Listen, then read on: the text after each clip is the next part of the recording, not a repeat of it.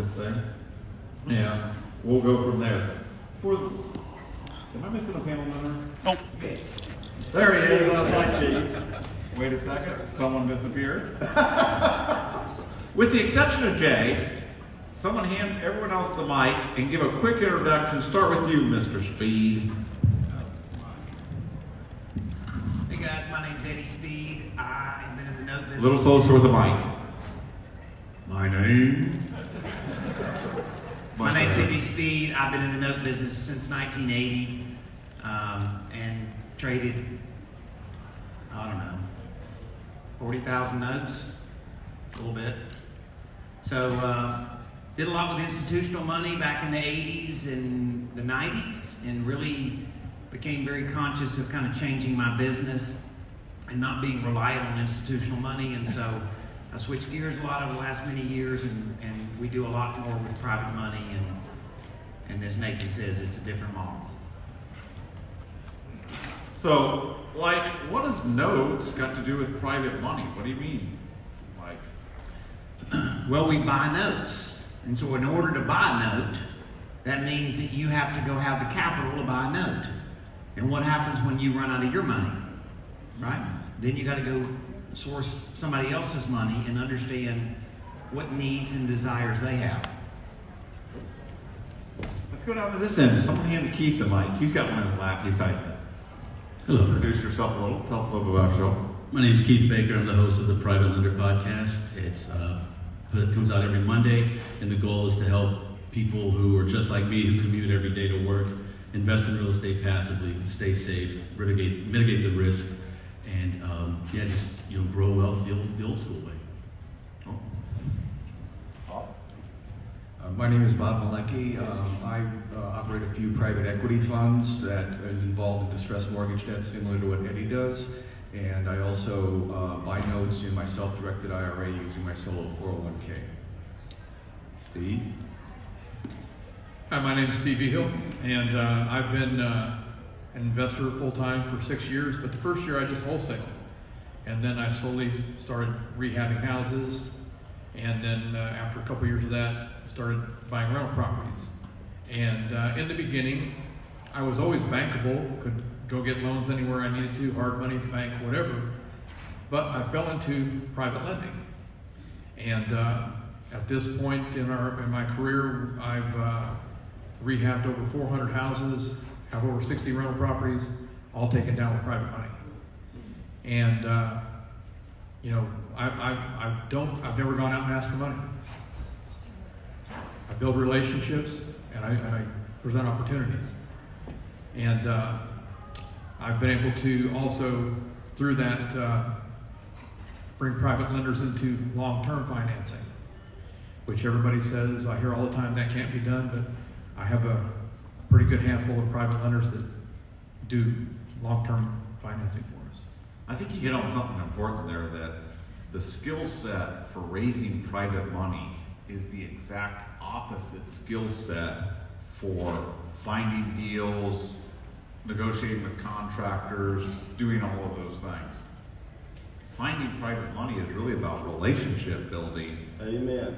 And so sometimes this is where husband and wife teams really go good. Rather than trying to both do everything, you divide those duties and that works well. You guys ready for the first question? Hey Nathan, if I can say this real quick, I want to emphasize something Steve just said that is so important, and I know Eddie will agree with me. So since I started raising private money, I have yet to ask anybody for money. I never ask for money. I simply make the program available, create the relationships, and once they know the program, I ain't got to ask nobody for money. If they've got investment capital or retirement funds, they're going to be chasing you down once they know the program. You, as I said a few minutes ago, we ain't chasing nobody. I ain't asking nobody. There it is. Raise your hand. Here you come. It's true. It is true. Typically, after you get hooked on private money, you stay hooked. Okay, here's the first question. Any panelists can take it. I'm going to alter it so it's what type of real estate deals are best for use for private money? I'm going to take the word real estate out of it. Because you use private money not only to buy real estate deals, you can use it to buy notes, as Eddie said. That's why I brought him up here. Who wants to start with that? Is there a deal that's better to do private money? A deal? Well, for me, I like using private money for a lot of reasons. I'm very good at building relationships, so I'm able to set the terms with my lenders based on who they are, based on their personality, and based on what they're willing to do. Once we build a relationship with a private lender, I'm able to get my repair money if I'm doing a rehab, or whether it's a rental property or a flip property. I get all of my repair money. But is there a deal like, you got this deal and you take this one to Jet Lending and you take this one to my private money? Is there a deal that you have in your pocket that is better for private money versus something else? Well, I don't think I have a particular deal that's better for one or the other, because I could go to any of the hard money guys and my deals would work. But I don't want to necessarily go through the process that I have to with them when I can have that personal relationship.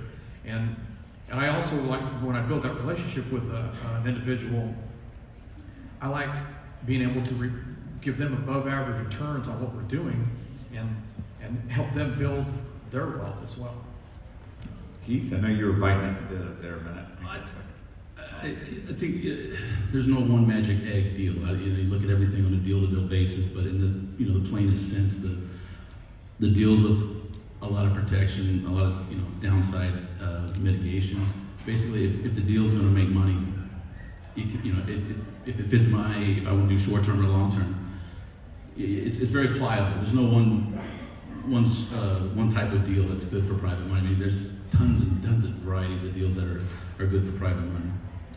I would say, as far as the best fit would be single-family homes, because if you can collateralize the loan. I have investors or partners that work with me on buying distressed debt, but that's a little more obscure for most private lenders, especially if you're approaching them on your first deal. It's your first deal. Proof of concept. They can understand a single-family home. They know it's collateralized with that. They know they've got recourse. Anything, Eddie? I think you have to fit the deal to the investor. I mean, There you go. I just feel like, I meet people all the time that, they're going to make a hard money loan, and I'm looking at them thinking, you've already lost your money, you just don't know it yet.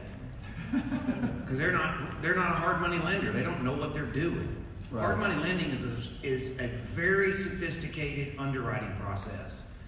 So I meet people that get drunk on yield, and I think they ought to be getting drunk on, are they going to get their money back? Right? And that's am I right, Steve? Mm-hmm.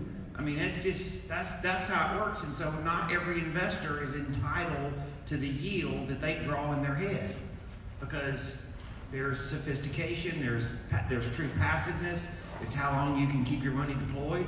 How many times have we ever seen somebody get their money deployed and all of a sudden they got paid back on a loan in 6 months, and then they go 5 months with dry cash where they find the next deal? What's the real yield per year, right? So that, to me, when I'm trying to look at an investor, I'm trying to measure off, in all honesty, what they really need, and they don't always even know what they need. Well, I think that's really important, because I'll hear people say all the time, they'll be like, oh, I talked to this person and I think that I got a deal, and then they're like, well, then they decided not to do it. What happened? They didn't really answer all the questions. You got one of the person excited about it, and he was excited about the yield, then he might have gone home and he might have talked to someone else who might have a little bit to do with that decision, right? And does anyone know who I'm talking about, right? And when they got home, some questions weren't answered. Like, how do I get my money back? How do I know that I'm secure? How do I do this? I think that's key. Like, if you want to borrow someone's money, answer those questions. Like, hey, I'm going to provide a good attorney. If something happens to me, this is what you do. If you answer those questions, I think that helps a lot too. So, all right, next question. This is a good one. What are some common mental blocks stopping people from talking to potential private lenders? I hear all the time, like, oh, I don't know. It'd be really scary to go up and ask someone for $250,000. You know, how do you get over that? What's the mental blocks there? Go, Jay. So there's a couple of mental blocks. First of all, they don't, if someone's looking to tell someone or tell someone about, wanting to borrow private money, you got to know what your program is. Your private lender don't know what the program is. If you're talking to somebody in your warm market, they don't have a clue. In fact, of all of our 48 private lenders we're doing business right now, not one of them in the warm market had ever even heard of private money. So you got to dumb it down, right? They don't know what it is, and you got to know what the program is.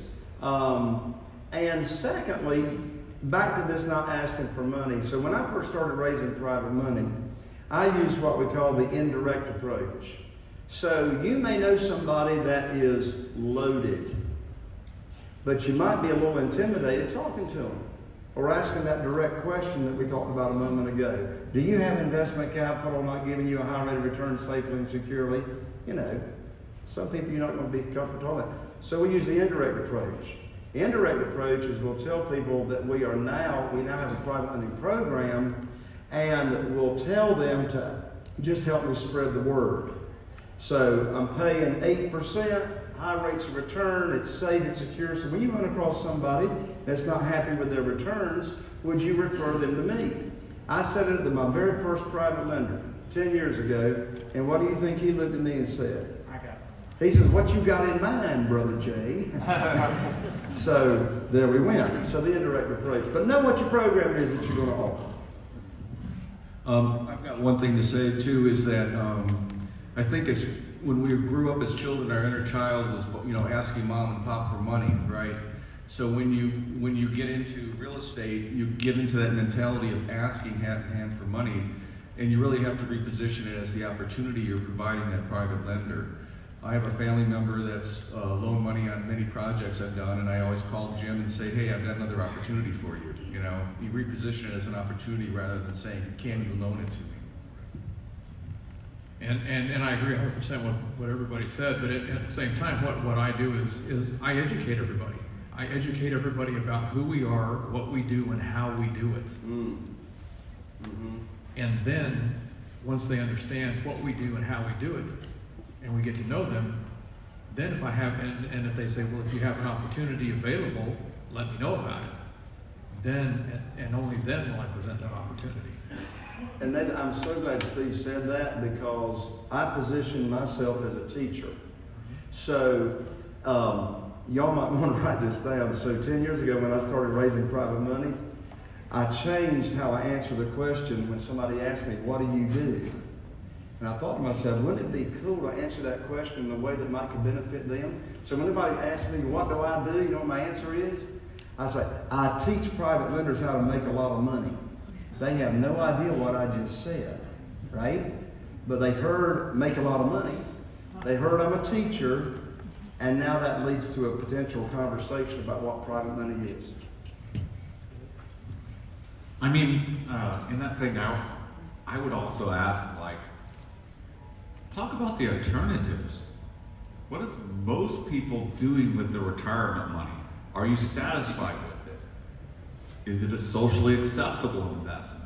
I think there's other sides to that. You guys ever talk about that? I know you do a little. All right, so here's what we've learned.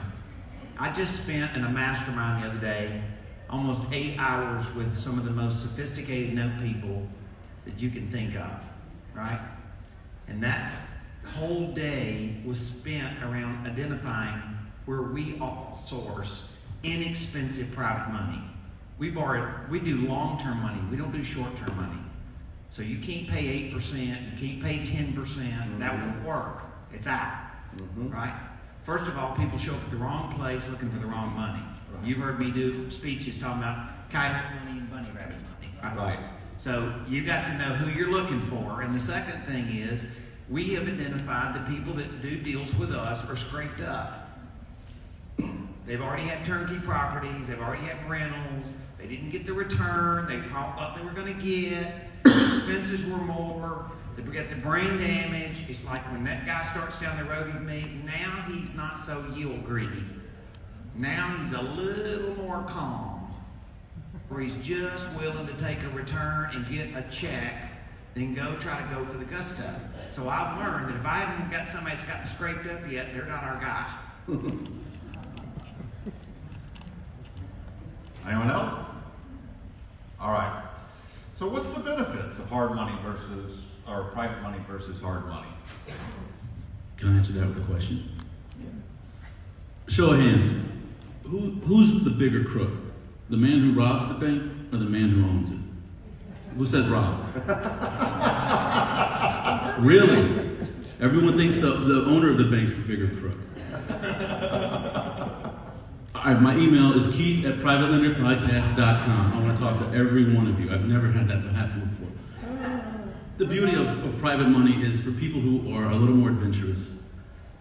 They don't want more than the 0.89% on the CDs. And yet, if they can get a certain education, which a lot of investors who know that they've got a goose that lays golden eggs when they get a private lender, give them that education, and then they can sit right in between the banks, it's cheap money, but it's hard, it's difficult to come by, and hard money, which is easy, but it's going to cost more. And that's a nice little spot for the private lender just to sit there, and that retirement account, in my case, my Quest accounts, and like Eddie was saying, I keep them active, keep them busy. Was it dry money? Was that what you called it? Dry money? I like that. Yeah, because that's true. Yeah, you can go get 15% on a quick flip, easy, maybe even 2 points. But if you only work that every 3 months every year, what's your yield? You cut that by 25% or 75%. I'm sorry. So that's the beauty of private lenders private lending for like the guys that they're looking for. It's a nice little sweet spot. They do all the work. I just check my Quest email and make sure that the checks come in at the first of the month. It's coming. Mailbox money. That's it. And I think that's the lure that we have with private lending. That nice sweet spot between banks and hard money. All right, guys, let's talk about structure here. If we have multiple investors that you're thinking into one deal, what's the best way to structure for that? What do you guys think about it? I sure have my own opinions. Well, single family, what type of deal? Anything, throw it out there. Single family, that's what I see most private money lending going on these days. So for a private money lending deal, I need $300,000, $500,000 to do a big deal in the Heights. One guy doesn't have it. What do I do? Well, when you aggregate multiple sources like that, you're going to cross into securities regulations, and it's pretty robust, and you need to know what you're doing. You could assemble an LLC, multi-member LLC, and structure it that way. Is probably the cleanest way to do it. But when you're aggregating more than one-on-one, you've got to really talk to an attorney that understands what's going on with regulations and make sure you're compliant with it. But I would say a multi-member LLC is probably going to be your cleanest way. You want to know what you don't do? Yes. You don't form a JV. No, you don't. That's a why, terrible industry phenomena that I hope we will bury forevermore. Tell us why. Well, these dang securities lawyers that I paid all this money to for the last 10 years have taught me that's a securities issue. And so, just because you can think it up doesn't make it legal. Or just because you can copy somebody that says they know how to do it doesn't make it right. So I'm just all about this industry not doing crazy stuff. The easiest way to do it is to probably them to form an entity. They can make a loan out of a trust. They can make a loan out of an LLC. They can make a loan out of a limited partner. There's a lot of ways to do it. But let me just please beg you, please don't do a JV. That's not going to get you where you want to get. Well, I have to disagree a little bit, Eddie. I think a JV is a partnership between two people, but if you have multi-members in a JV, that's definitely a securities violation. If there's not proper risk disclosures made in a JV, it is a securities violation. And I'm not a lawyer, and I got my law degree in a Cracker Jack box, but I paid for a lot of legal opinion on it. Now, I'll comment as well, Nathan, if I may, and that is, I do a lot of deals. So let me back up. So you got multiple lenders involved here. So we got two kinds of private money. We got private money that's big enough, and I'm talking single family houses here. Right. Understood. So you got private money that's big enough to buy a house. You got private money that's not big enough to buy a house. I got private lenders. Now you need to decide when you go to borrow money, what's the least amount you're going to accept? Because that's going to be one of the first questions they ask you. What's the least amount I can start with? Because they want to get their toes wet, right? So in my program, I don't accept more than $30,000. Well, in my area, I can't buy a house with $30,000, but I can rehab a house with $30,000. So here's the key. I can have multiple private lenders secured by the same property. I can have first position private lender that I use to buy the house, and I can have a second private lender or a third private lender that's rehabbing in junior position. Here's the key. Number one, it's called total loan to value. Now you got to look after your private lenders in your warm market, right? Because they just throw money at you, all right? You got to look after them. So you got to beware. Don't borrow. If you do it the way I do, don't borrow more than 75% of the after repaired value. So it's total loan to value. So quick example. Let's say you got a single family house with an after repaired value of $200,000. If I'm not going to borrow more than 75% of that after repaired value, I'm not going to borrow them more than $150,000. Well, I can get $100,000, for example, from one private lender in first position. I could get $25,000 in second and $25,000 in third if I wanted to. So total loan to value. But number two, and I emphasize, you've got to look after your private lender. That private lender in first position can foreclose on your butt and take the house. But that poor lender in second position and third position, what are they going to do? Their only right of recovery is if the first forecloses, then they got to buy out the first. So you're only going to be doing this in your warm market if you do it at all. And that is, you got to know what you're doing. Don't borrow more than 75% total loan to value, and look after your private lenders. One other consideration too, and what Jay said is, yes, you can stack lenders in multiple positions on a property, but check with your state regulations as well. For instance, I'm from Seattle, and Washington State does not allow you to have non-commercial debt in second position unless you register as a security with them. So there's a lot of nuance on state to state that you need to pay attention to.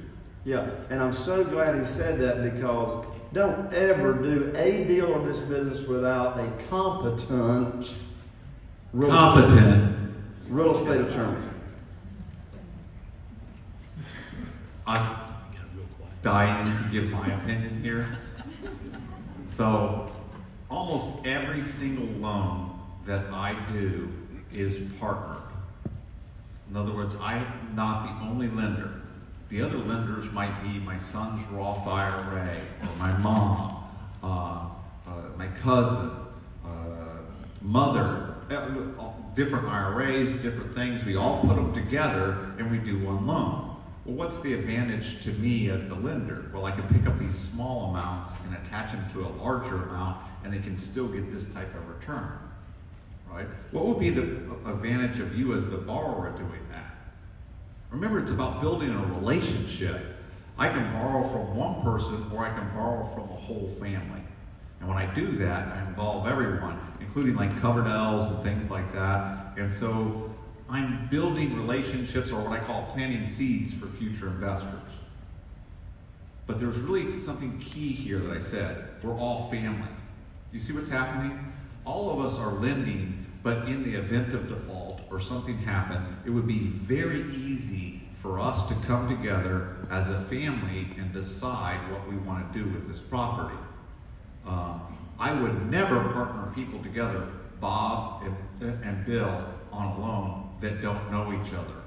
I just wouldn't do it for all of the reasons that they're talking about here, right? In order to do it properly, you really have to spell out what each person's interests are. In order to do that, you can't properly do that, I don't think, in an LLC, so now you have a joint venture. Now as we get into the joint venture, then we start to fall into all the security stuff and everything. Man, just don't. Find a different lender, find a different way. Don't try to push something uphill that doesn't work. Lenders should be lenders, borrowers should be borrowers, in my opinion. So, I know I'm not supposed to give all that much opinion. Told you I wouldn't be the best panelist for this, sorry. But seriously, Pamela, isn't that the truth? Like I think one of the best things is put your lenders in the right spot. Don't try to make them equity partners. Don't do those things. Don't make it, you're a lender, I'm the borrower, let me explain what it is. And to that is, we try to keep it as simple as possible. I've never done that. If I have a deal and my lender doesn't have enough money for it, I use another lender to take care of the whole deal. You don't put them together, right? I don't put them together. Never have. I think that's the way to do it. Okay, ready for the next one? Ready. You found one. You found a lender. They want to lend to you, they're talking to you, and they ask the question, how do you give me the warm and fuzzies? Like, how would I know that this is going to be okay? What are some of the things that you can talk to about your lender to make sure that they go through with the deal? Because sometimes they go, yeah, this sounds good. And like I said, then you get ready to close and the wire doesn't come, right? Panic time. So how do we avoid that? All closings are done by the real estate attorney. None of this is done unsecured at the kitchen table. It's all recorded on public record. And so it's done legally and with a real estate attorney. It's just not between us. Well, it goes back to building that relationship. I mean, we build relationships long before we ever ask our lenders to present opportunities to them.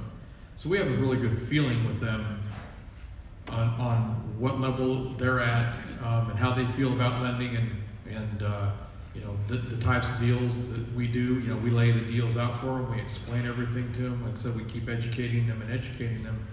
So when we get to that closing table, we feel very confident that we're going to be able to close.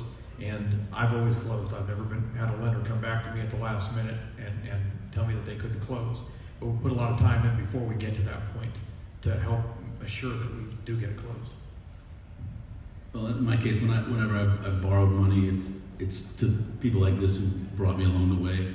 And when I loan money, it's kind of the same process for me. I don't like to foreclose, and I don't like lenders who don't come to the table. So what I found is brute force works really well. It's very persuasive to people, and especially in the foreclosure market, because I get my money.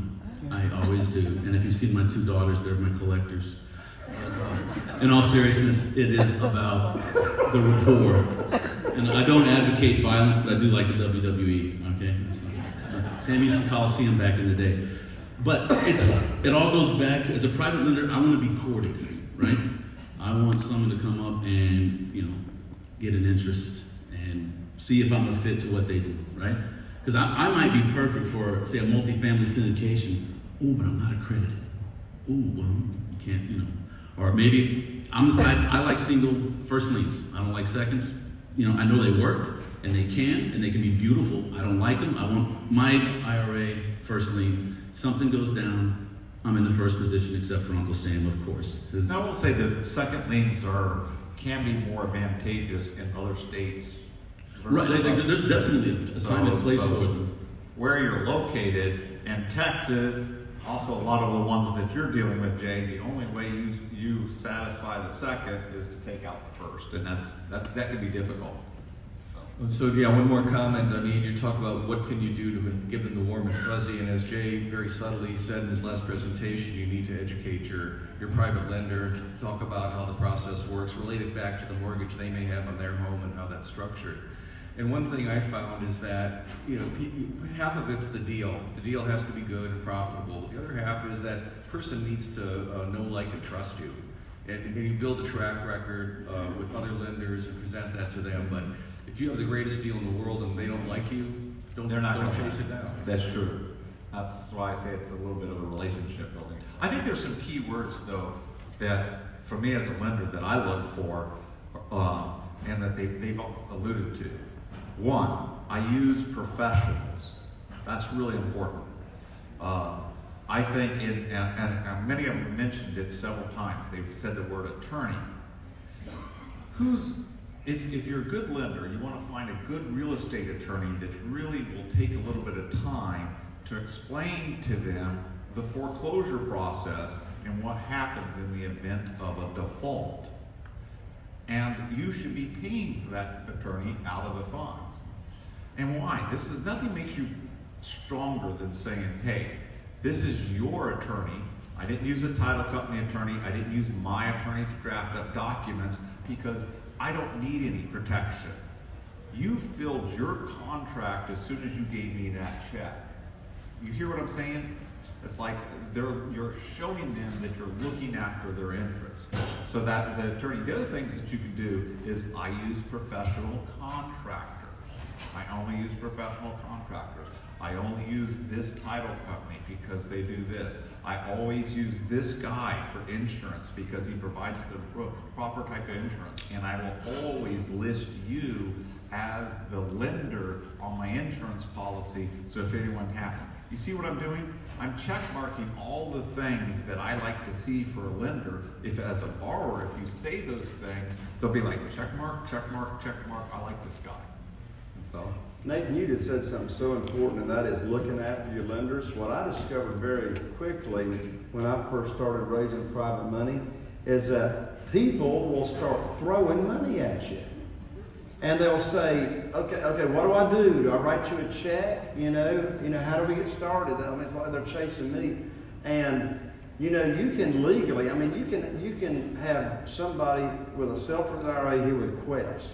Legally, and all, you know, you can borrow unsecured funds. sure. You can borrow unsecured funds, but my lands don't do it.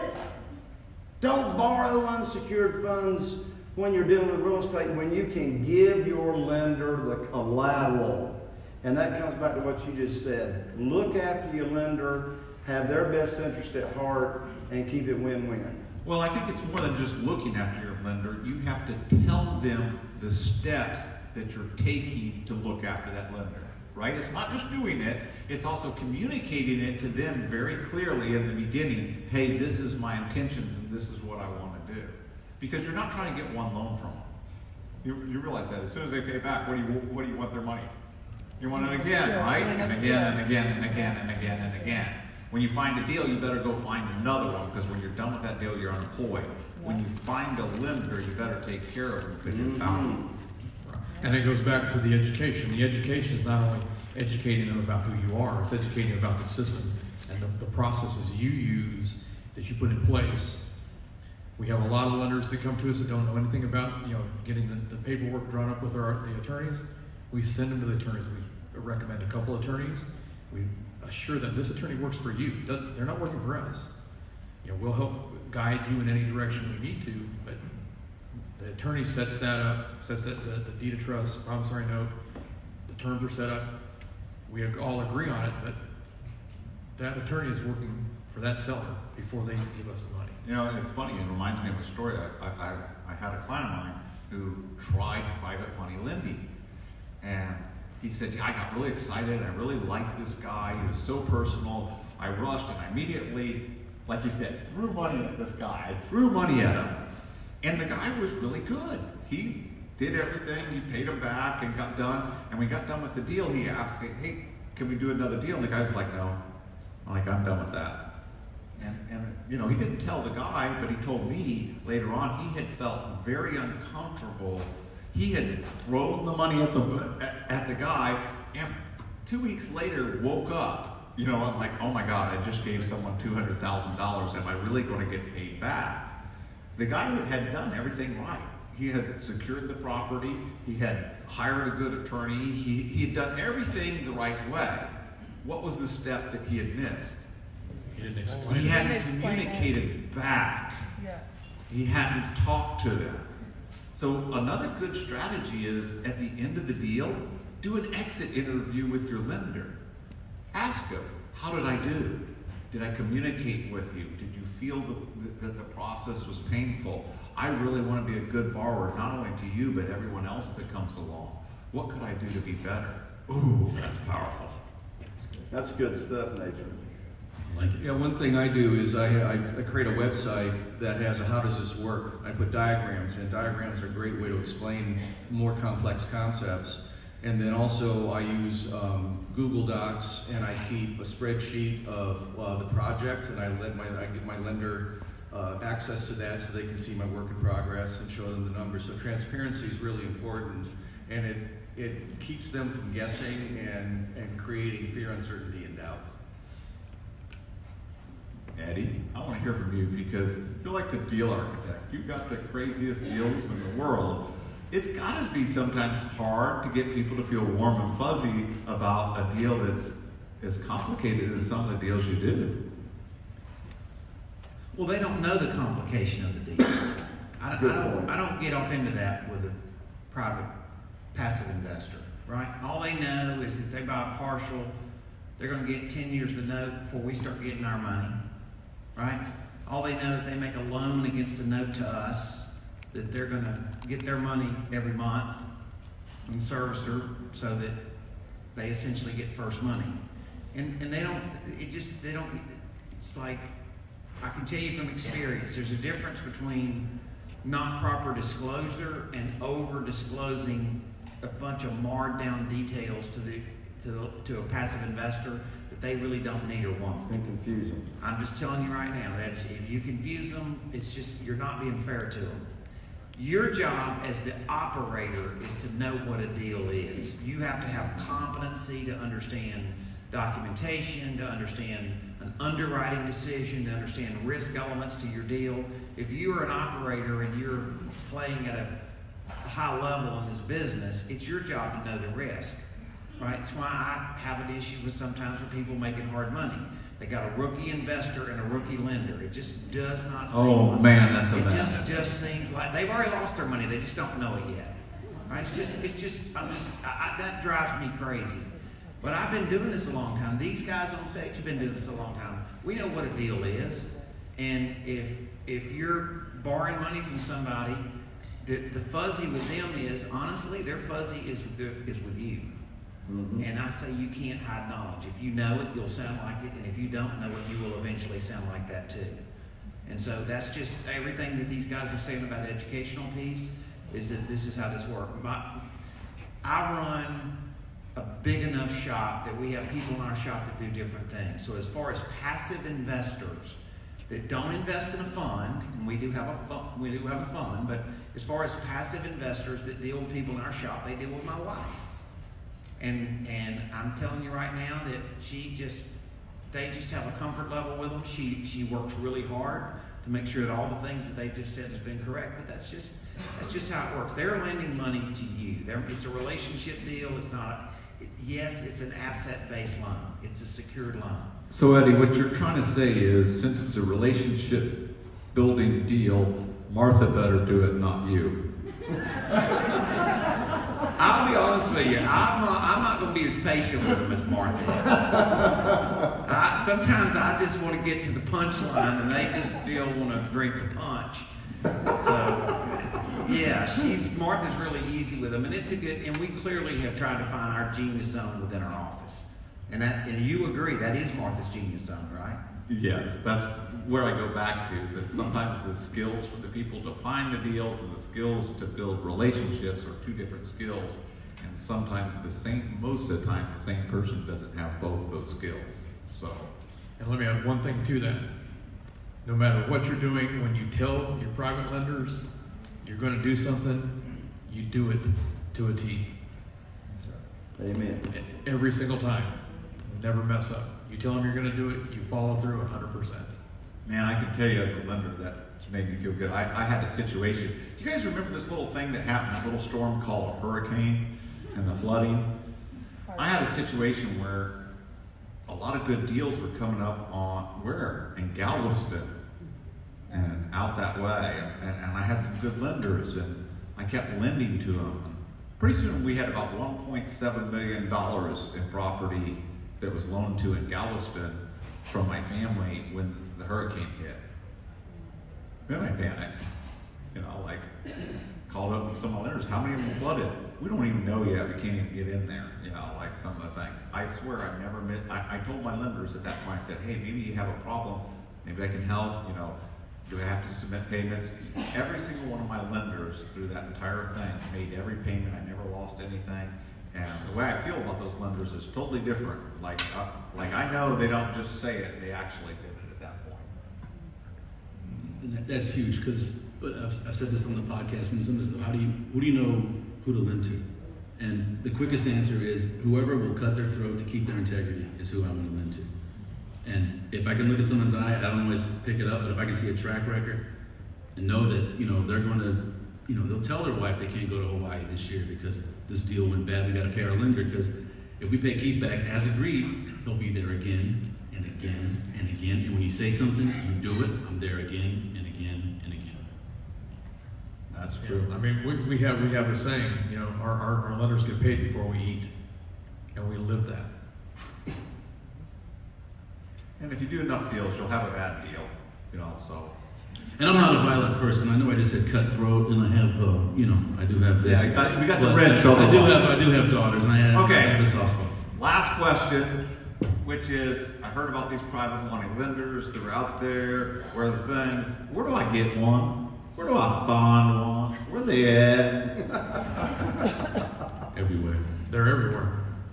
They're everywhere around us. What do you mean by that? But I agree with you 100%. I think that most people out there are putting most of their retirement at risk, investing in nameless, faceless companies that may not be aligned with their ethical or political position, when they could be lending, getting an above average interest rate secured by interest in their area, and they just don't know it. So here's what we figured out. We're borrowing inexpensive money, right? Occasionally, we'll on the real estate side of doing a business, we need a short-term loan, and we can pay a higher rate. We can pay a hard money rate because we're not going to borrow it for very long. That's not most of what I do. The most private money that we do is longer-term money, and you can't pay a high rate, right? So in order to do that, I have found that we are generally looking at somebody that's already owned rentals, and so I'm looking for a burnout landlord, right? And there's Burnt out landlord? There's more rental properties, single-family doors that are rental properties today than have been since, 1960? And so there's a lot of people that have had rental properties that it hasn't worked out the way they thought, and we just have found out that's our guy. Right, we've run enough analytics over enough of kind of our note school higher echelon folks, and that is the common thread.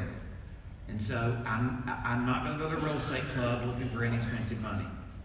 That just to me is like you're not shopping in the right spot. So if I'm looking for inexpensive money, then I'm finding somebody that's, quite honestly, that's not at this event, right? Because they have higher expectations, and I'm not saying they're wrong. I'm just saying, for me, shopping for inexpensive money, I got to know who I'm looking for. But I will say the common thread is that they've owned rental property, and they don't want any more rental property. That's a good nugget. And I call them an HGTV buyer. They're the same guy that's buying wholesale houses from wholesalers. That's identically the same guy. Anyone else? Well, as I mentioned a moment ago, the majority of our private lenders had never heard of private lending before. All right, it was new to them. And so over half of our private lenders are using retirement funds. So when I know of someone that's already retired or they're getting ready to retire, that's a perfect candidate to educate and be made aware of this world because they've never heard of it. And I'll tell you where Crystal, who works with us in our company, she's at our vendor table. So Crystal took my education, and she and her husband Dan, they raised in the millions of dollars in a matter of months by getting involved in the local Rotary Club in a very, very big way and educating the people on this world. Those Rotary Club members, they ain't never heard of it. The financial planners ain't never heard of it. They never heard of self-directed IRAs. And you come along and you do a 20-minute talk presentation on self-directed IRAs and how you make money, returns, and invest in real estate tax-free or tax-deferred, penalty-free. They will line up wanting to hear what you got to say because they ain't heard it from nobody else. And I think that's important to understand is there is no one bucket. You learn how to talk the talk, learn who you can talk to, and get out there. Guys, we're out of time. Was this a good panel? I want to thank you. Who's going to the baseball game? Everyone already left. Better go on. We'll see you out there. Tomorrow's going to be bigger, better than today. We're going to make sure you guys got your money's worth out of your tickets for this expo. Thank you guys very, very much. So thank your panel. Thank you.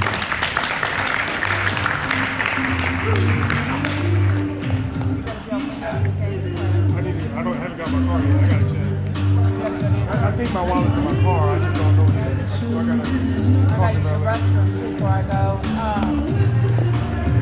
You want me to walk out there with you?